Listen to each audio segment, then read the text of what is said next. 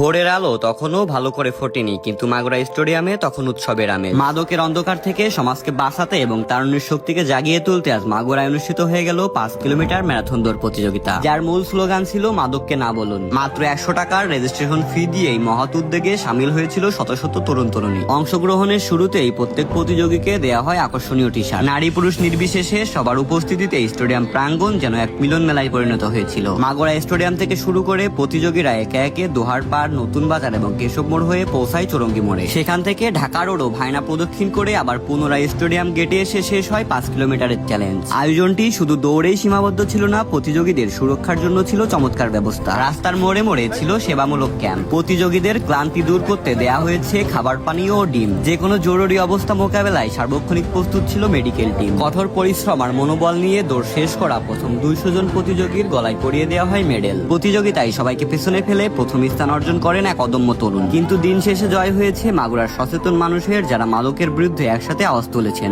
আজকের এই সফল এবং সুশৃঙ্খল আয়োজনের পেছনে যাদের অক্লান্ত পরিশ্রম ছিল, তারা হলেন ত্রিমাত্রিক অ্যাসোসিয়েশন মাগুরা। মাদকের গ্রাস থেকে যুব সমাজকে রক্ষা করতে এবং স্বাস্থ্য সচেতনতা বাড়াতে তাদের এই উদ্যোগ সত্যি প্রশংসনীয়।